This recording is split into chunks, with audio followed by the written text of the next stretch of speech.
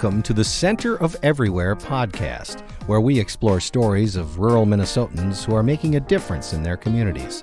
Rural isn't in the middle of nowhere. It is in the center of everywhere. Welcome to episode 5 of the Center of Everywhere podcast. I'm Marnie Werner, and I'm the Vice President of Research at the Center for Rural Policy and Development. And we are a private, nonpartisan, nonprofit organization based in rural Minnesota, where we are dedicated to providing data-driven research on rural issues to help our policymakers make more informed decisions affecting the rural people and places of our state. So today we are going to be doing this in-house. I am here with our President and CEO, Julie Tesh, and with our senior researcher, Kelly Ash. And we're going to be talking about the challenges municipalities face in applying for grants. So Kelly, you were recently on the City Council of your city, New London. And Julie, what's your experience with municipalities in applying for grants? You know, my experience is more talking with whether it's city council people, city council members, county commissioners, things like that. And coming from a very small town of 200, talking with the city council and the mayor there's just, there's a lack of people that know how to write grants. And I know that intention is good, from all sorts of entities, whether it is private foundations or federal government, state government. But most people in these small towns, less than 5,000 are doing things voluntarily, and they don't have time to do grant writing. And so I talked to quite a few people about that, of like, what, is there a way that we can pool our resources together to hire a grant writer? Or, we know this money's available, but we don't know how to go about doing it, because there is an art and a craft to grant writing. So that's kind of my experience. Sure. Okay. And Kelly, from your experience, we're talking mostly about municipalities, cities, and what kind of grants are these? So my experience with this, is obviously my experience in the city of New London, sitting on city council here and talking about some of the initiatives that we want to, move forward with, but don't have the tax revenue to pay for anything such as that. So then we got to go out and find grants and just some of the challenges associated with that. So it can stretch from city council, just like city government type stuff. It can also go into EDA. So if a municipality has an EDA, we've seen it there. It ranges from transportation projects to art projects to libraries, right? Like it's a very broad sector in terms of what grants are available to a city. And the big reason for that is I think there's been a lot of pressure on state agencies to do more kind of let's release grants. So instead of just like putting out aid to a city, you're a town of this size with this kind of income, you get a certain amount of aid, kind of like LGA, right? Like you don't have to fill anything out in terms of trying to get that aid, maybe some sort of form or whatnot, but it's generally kind of simple. There's some sort of formula that kind of dictates how much money you're going to get. With grant writing, it's more based on how competitive are you? This is a chunk of money coming from, let's say, a nonprofit or a philanthropic organization or even a state agency. We want to give it to the community that can use it the most. Well, the best way to do that is to have them fill out a grant application, talk about their project, their mission, have a budget put together and like get letters of support from other organizations such as the chamber or whoever. And it gets to be a lot of work. And I'm not saying that that's the wrong way to give money to municipalities, but I think it puts municipalities at a disadvantage because of the time and effort that it takes, the amount of planning that it takes, and really having the staff, available to do that kind of work. And then if we're just relying on volunteers, I mean, people are volunteered out. Like we have everybody volunteering for everything, and it's just a lot of work. Yeah. So when you talk about the grants and what they're being used for. Where do these grants come from? Are they mostly state grants, or are there federal grants too, or?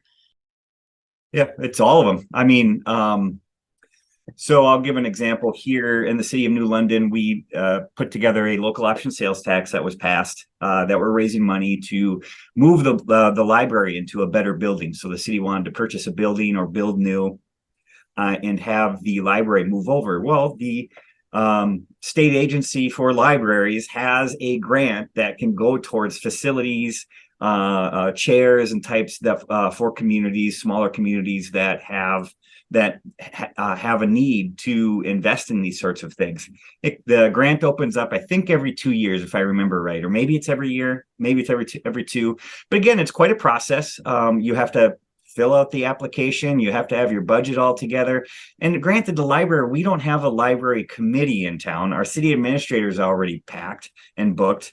And so we put together a group of volunteers to kind of raise money for the library. And one of our volunteers, who happened to be an executive director of a nonprofit organization that has written grants before, this person was able to write the application. But that isn't the case for a lot of municipalities. And again, is that really how we want our small towns to be able to have access to those? So, so the answer to your question, it's state agencies, it's federal agencies, it's philanthropic organizations. It might be nonprofits like arts councils, right? Like they're offering grants. And so, it's kind of we've seen it just across the board that this is the avenue in which a lot of agencies and organizations are going in terms of supplying aid to small government. And Marnie, I'll interject there that when you talk about federal grants, I was able to be in a meeting with Senator Smith's office during a listening session a couple months ago. And our friends from USDA Rural Development, who are the ones that administer the federal grants through USDA in Minnesota, they do wonderful work. But what we talked about is that either one, people don't have an awareness of what these grants are, or two, like Kelly said, they don't have the capacity to write them. And I know that was news to them, to Senator Smith's office, because they're like, oh, we have all these wonderful grants and this and that and all this new money from the Inflation Reduction Act. And that's true. There is all of this money, but there's, in a lot of these municipalities, there's no one to apply for them. And that was a real eye opener for a lot of people in that room, that like, oh, we need to do something about this, because if you have not written a grant before, you might think it's easy, but it is difficult, and it is a competition. I think on top of that too, Julie, is it's not so much, it's knowing that these grants are available and then having the skill set to fill them out. But then there's the third piece of who's administering the grant, right? Which can be with like USDA Rural Development. There can be a lot of paperwork and a lot of kind of things of dotting the I's and crossing the T's that has to be done even once you have the money, because you'll have to report back out. And so I've heard of communities that will try to avoid grants because of that, because they don't have the capacity to kind of keep track of everything after they do receive a grant, because of how strict some of the controls can be. Yeah, no doubt. I've only ever worked with a federal grant once, and that was like 20 years ago in a different job. And I swore I would never do a federal grant again, because the paperwork is beyond daunting. It's crazy.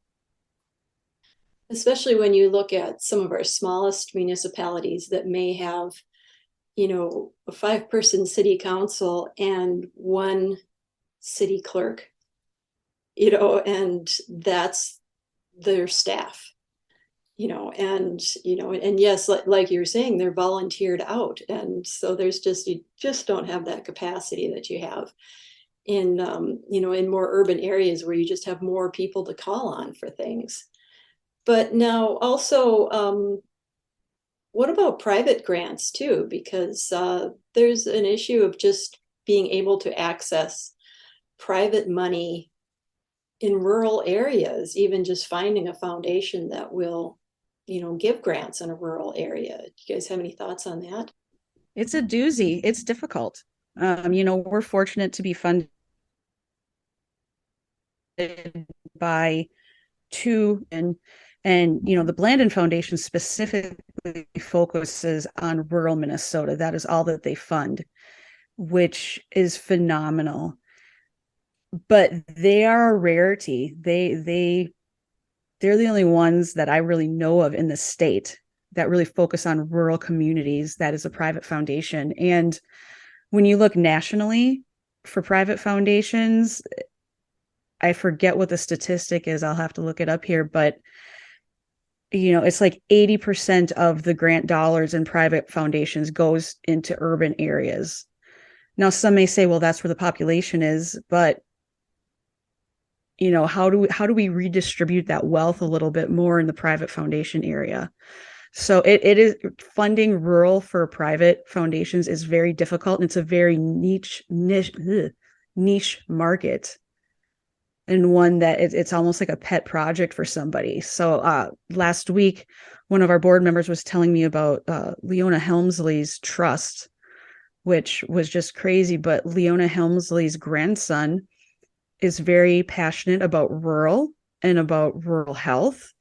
And they fund rural health projects, which is just crazy to me. When you think of Leona Helmsley, for those of you that are old enough to remember her, the last thing you would think of is rural health grants, but that's one of their programmatic areas. And so it's a lot of research to find those private foundations. Yeah, especially when you just don't even have time because you're too busy, plowing the roads and stuff. But so we've talked a lot about capacity, but you also wanted to talk about eligibility, because that's an issue, and that differs quite a bit between urban and rural too, doesn't it? Well, I would say that's probably one of the bigger issues facing rural areas, as governments, state, federal, are looking to kind of, I don't know what the word is, have accountability in terms of where the money is going, who's getting it, how is it being used. These are questions they have to answer to taxpayers and other organizations, right? So in order to be able to track that stuff, and in order to tell a good story to, let's say, the taxpayers of how the money's being used, you want to make sure the money's going to communities where you get the highest bang for your buck, right? Your return on investment's the highest. And we saw this, I'll use Deed, for example, who does a great job. And it's all of this is, good intentions. We want to invest in this particular program, into programs in workforce development. And so all these workforce development organizations across the state could apply to receive some grant dollars from Deed to implement, new initiatives that might increase the labor force or more training, and really great programs. And they've changed it since, but at the time, there was this pretty big focus on return on investment. And they would get these grants, and they had a committee review the grants, and they would have this matrix in which they would score, based on how the application was filled out. What is our return on investment? How many people is this amount of money going to help, right? Are they able to kind of consolidate and make this really efficient? So you have like a cohort of people that are, let's say, taking a training class together over the course of 9 months, right? These are the types of things that look good, and it's a good use of dollars in terms of comparison between rural and urban areas. But the issue is in rural areas, your return on investment is always going to be less. We just have to accept the fact that things cost more when we're trying to deliver programming, largely due to large geographic areas, fewer people across the larger geographic areas, right? And so certain really good efficiency programs, such as cohort models, where people take training classes together, work really well when people are concentrated in a smaller geographic area. Once those spread out, the expectation that you're going to have people be able to come together in moments throughout this training process to be trained together to, utilize your expenses as well as possible. That's a pretty hard ask for rural areas. And so, again, this is just kind of an example of how if we only go through competitive grant process and we're constantly comparing rural areas to metropolitan areas, that is a pretty severe disadvantage to rural areas, and they'll rarely look good in that comparison. And, there's a lot of pressure on, I would argue, state agencies in particular to go this route. It was interesting when we were looking at that research. It was actually the Office of the Legislative Auditor that told DEED, hey, you should look into competitive grants because it's a good use of money. The outcomes tend to be better. And it makes a lot of sense. And so DEED was just following what the legislative auditor was telling them to do. Now, there's probably ways to implement a competitive grant process where it's rural in comparison to other rural areas versus rural versus metropolitan. There's ways to do it. But again, it's a tough little road. If you were to compare, let's say, northern Minnesota versus southern Minnesota, that's going to look very differently because the sparsity and geographic area that the northern workforce development organizations have to cover are significantly larger than southern Minnesota, even though we would consider those to be both rural. So, yeah, the competitive part of the grant is always going to be an issue for rural areas, isn't it? So what do we do about this? Either of you? Good question. I think a lot of it is awareness. I know that I didn't realize how few grant dollars were available for rural Minnesota until I took this position, and then working with the likes of Blandon and McKnight. And just for reference, I did find the information talking about the grantee locations of Minnesota-based foundations, just to give you some background.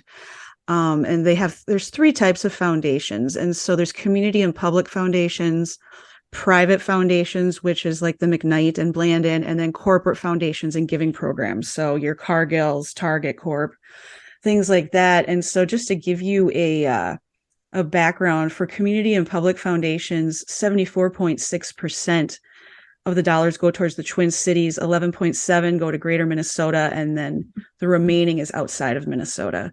For private foundations, 36.4% goes to the Twin Cities, 9.7% to Greater Minnesota, 51.4% to outside of Minnesota. And then corporate is where it really gets crazy. Corporate foundations, they're giving 22% to the Twin Cities, 1% to Greater Minnesota, 1%.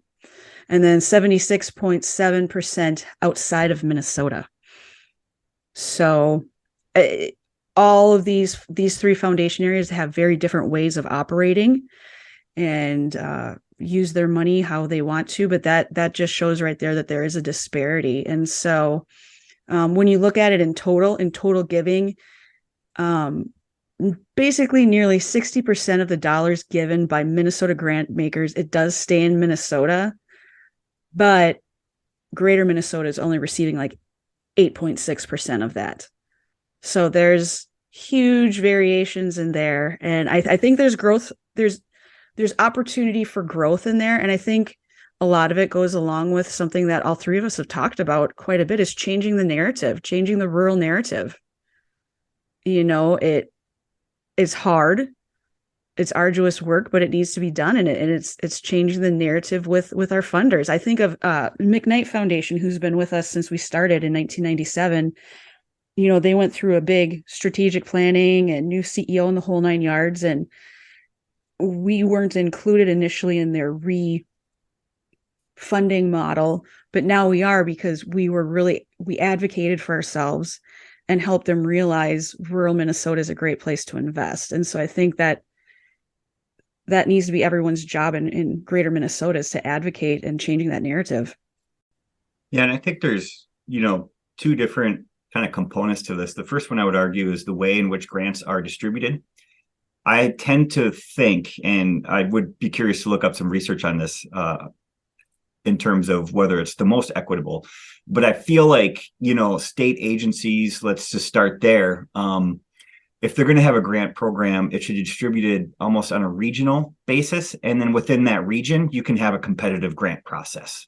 That's probably a really good way to do it. When we break down data at the Center for Rural Policy and Development, when we compare, let's say, the economics, median household incomes, the type of occupations and industry, regionally, there's some nice kind of matching that goes on. Northeast is very kind of, all the counties in Northeast Minnesota are a little bit similar. They kind of share a lot of attributes. Northwest Minnesota kind of share a lot of attributes. The Central Lakes region kind of shares a lot of attributes. And so, just saying, like, as a state agency, all right, we're giving you this chunk of money in Northwest Minnesota.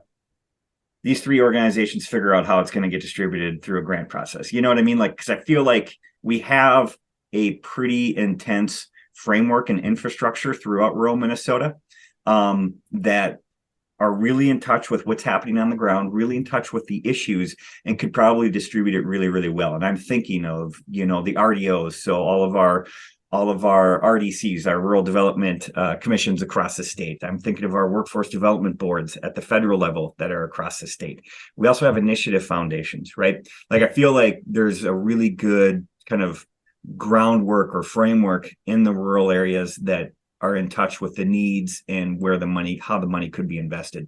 So I think that's a really interesting approach. And I would like to see our state government and maybe in federal government kind of implement something like that. And then I think the second thing is the technical assistance and having the capacity at a local government level to, 1, keep track of all the grants that are available, and 2, fill out the grants, and 3, administer the grants. And again, I feel like we have an infrastructure here in rural Minnesota in which other organizations could maybe take on some of that burden. And I do believe we're seeing that more and more. RDCs are starting to kind of have a grant writer on staff that can help a community fill out grant applications. They could serve as the what's that called? When they are they hold on to the money and distribute it to the community. So they're like kind of the fiduciary organization or whatever of a certain grant, right? They can serve as that. Because sometimes, too, one of the challenges is when you do get grant dollars into a community, it can be a little bit hard to administer in terms of where that pot is sitting in the budget and what it can be used for. And being able to provide like an inventory of, here's all the grants available. Like, if I'm a local government city administrator, my city council is like, hey, we would like to explore, again, a new library. Have the city administrator being able to call somebody up and be like, hey, we're thinking about this. What grants do you think are available? And having somebody that is kind of an expert, has that technical assistance, and then can offer that service, honestly, for a super low fee or even free in terms of, I'm using air quotes for anybody listening to the podcast, because we all know, the money comes from somewhere. But I think those are some really good mechanisms that I think need to be explored quite a bit more to really take advantage of all of this. And I'll use the Inflation Act. What is the name of it again? They always have these acronyms. The Inflation Reduction Act, is that what it was? There's tons of money in that, and I don't think any municipal governments still know can they use it? Is there anything that could be used for them? And I'm sure there will be a webinar, where the federal agencies will start saying, oh, here's all the money available. But again, if it's not localized, it's so hard for a municipal government to really think that, like, oh, this could be of use for us. So again, I think using the framework that rural Minnesota has set up, its infrastructure in terms of the development organizations that exist, could be a very powerful mechanism to help fill that gap. Yeah, because expecting each municipality to be responsible for its own applying for these grants is really the current system, but it's not very realistic for rural communities. That's it in a nutshell, right? What we're saying. Yeah, it's not. We're a city of 1,400 here in New London. We have a city administrator, and then kind of an assistant to the city administrator, and then 2 maintenance guys. Yeah. And the city administrator is booked. I mean, we're looking at paying for a company to look through all of our policies every year to just update them, our ordinances, because some of them are 10, 15 years old. And who has the capacity to look through all of our ordinances?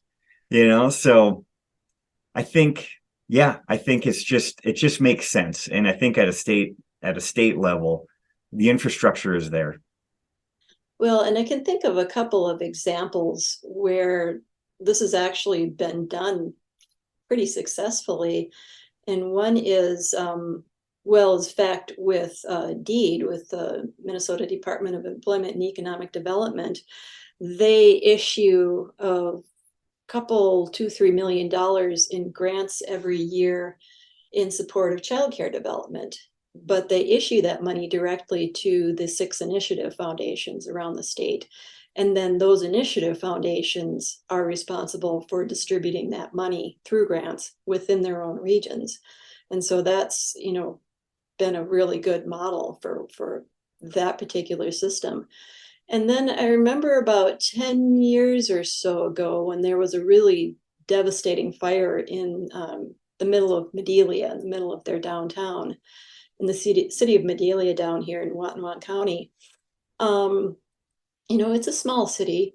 Region 9 Development Commission, they got to work and just started applying for grants for the city to help them just get that infusion of money they needed to get back on their feet. And Region 9 acted as the kind of the central crisis point for them and really made a difference in that situation. And so, yeah, there are examples of how we can, how this can really be made to work. Yeah, and I think we're seeing it more and more as we, move forward. It's a great model. It's super effective. And I think too, for those organizations that are doing this, it serves a real purpose. And I think they feel good about doing that kind of work. It's just so helpful. So. Okay, well, great conversation, Kelly and Julie. And we will talk about this again in the future, I'm sure. So thanks a lot. You've been listening to the Center of Everywhere podcast, where we explore stories of rural Minnesotans who are making a difference in their communities. Rural isn't in the middle of nowhere. It is in the center of everywhere.